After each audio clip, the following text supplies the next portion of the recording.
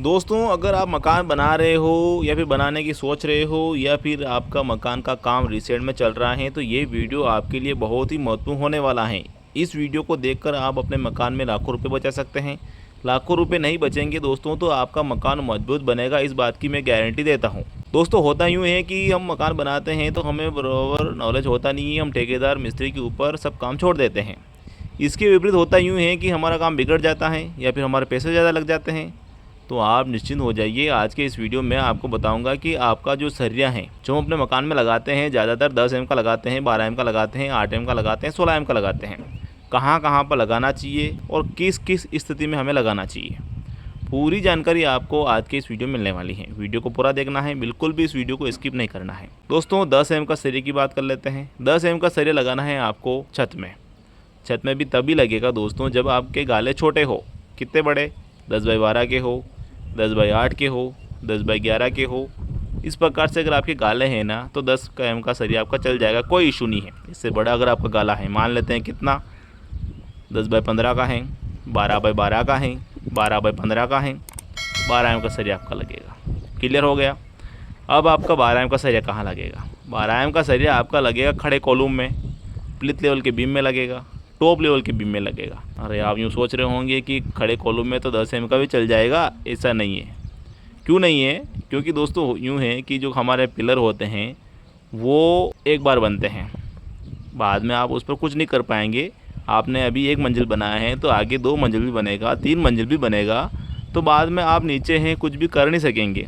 क्योंकि दोस्तों एक बार अगर आपने पिलर में सरिया डाल दिया है, चाहे 10 एम का डाला है चाहे 12 एम का डाला है, आप उसमें से निकाल नहीं सकते हैं। तो आपको इसमें बिल्कुल भी कॉम्प्रोमाइज़ नहीं करना है, आपको पिलर में फुली 12 एम का सरिया ही प्रोवाइड करना है।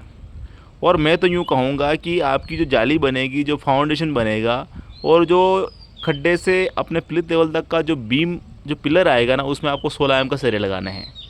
क्योंकि मकान का लोड तो वही लेने वाला है। बाद में आप ऊपर कुछ भी लाइट डेकोर कर देते हैं, कुछ भी फिनिशिंग वगैरह कर देते हैं, कुछ भी लिपापोती कर देते हैं, कितने भी आपने पैसे उसमें लगा दिए हैं, अगर आपका नींव कमज़ोर हो गया ना, सब बेकार है, कुछ भी नहीं कर सकेंगे आप, कुछ भी नहीं। तो आपको इसमें कॉम्प्रोमाइज़ नहीं करना है। आपको खड़े जो भी पिलर हैं सभी में 12 एम का सरिया यूज़ करना है। अब 8 एम का सरिया कहाँ लगाना है? 8 एम का सरिया लगाना है आपको रिंग में लगाना है। प्लस इसमें आपको ध्यान ये देना है कि एक रिंग से दूसरे रिंग का जो दूरी है वो 10 इंच से ज़्यादा तो होनी ही नहीं चाहिए। 8 इंच लगा सकते हैं, काफ़ी अच्छा है, 9 इंच भी आप लगा सकते हैं, 10 से ज़्यादा नहीं होने चाहिए। अब आप यूँ सोच रहे होंगे कि जो 8 एम का सरिया हम रिंग में लगा रहे हैं वहाँ तो हम 6 एम का भी लगा सकते हैं। ऐसी गलती आपको नहीं करना है।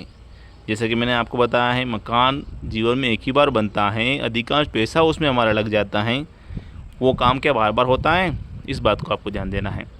अब बात करते हैं 16 एम सरिये की। आखिरकार 16 एम का सरिया हमें कहाँ लगाना है? 16 एम का सरिया पहले तो मैंने आपको बताया है कि जो पिलर आप खड़ा कर रहे हैं, ज़मीन के अंदर से आप प्लिथ लेवल तक जो ला रहे हैं वहाँ लगाना है। हो सके तो, अगर आपकी गुंजाइश हो तो, अगर आपको लगाना है एक कॉलम से दूसरे कॉलम की जो दूरी है 15 फीट से ज़्यादा है, तो 16 एम के 4 सिरे लगाने हैं, 2 सरिये आपको 12 एम के लगाने हैं। ठीक है, ये तो हो जाती हैं।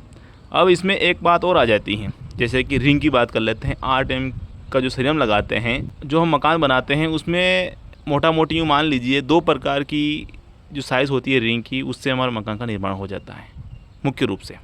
एक आती है 6-10 की रिंग, दूसरी आती है 6-14 की रिंग। अब 6-10 की रिंग और 6-14 की रिंग लगती कहाँ है? 6-10 की रिंग लगती है हमारे खड़े कॉलम में। कंडीशन, हर पिलर के बीच की दूरी लगभग 10 फीट से 15 फीट के बीच में रहनी चाहिए।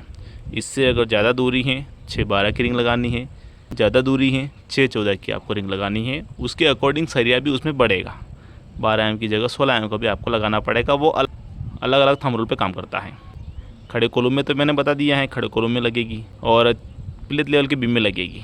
अब टॉप लेवल के बीम में 6-14 की रिंग लगेगी। क्यों लगेगी? क्यों लगेगी कि जैसे कि मान लीजिए आपका जो आपने मकान बनाया है, बाटम जो लटक बीम बोलते हैं अपने मकान में कहीं पर आता है, तो 6-14 की रिंग में होता यूँ है कि उसकी भराई 1 फीट हो जाती है, लगभग 2.5 से 3 इंच 4 इंच खाली रहता है। तो हमारा छत क्या है, छत का सरिया उसके अंदर प्रॉपर आ जाता है। दोस्तों, अगर छत का सरिया हमारे बीम में प्रॉपर आ रहा है तो ये समझ लीजिए आपका छत डबल मजबूत बन रहा है।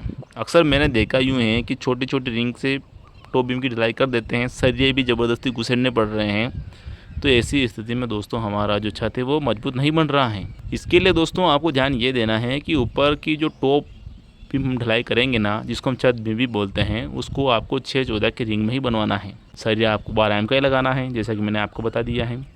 इस प्रकार से काम करेंगे ना तो आपके पैसे भी बचेंगे। पैसे बचे ना बचें, आपका मकान ज़रूर से ज़रूर मजबूत तरीके से बनेगा। फिलहाल के लिए इतना ही। वीडियो में जानकारी अच्छी लगी हो तो वीडियो को लाइक भी करें, अपने परिजनों को शेयर करके उन्हें सचेत जरूर करें। धन्यवाद।